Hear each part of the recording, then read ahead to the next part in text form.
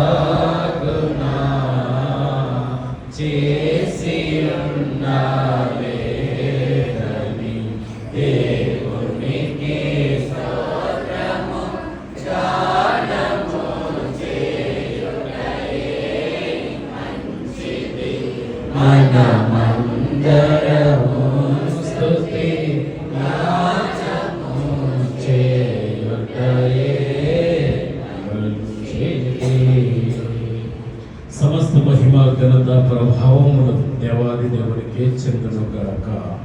ఆమేన్. ధర్మశాస్త్రాన్ని చదివించుకున్నాం. ఎవరైనా ముందుగా ప్రిపేర్ అయినట్లయితే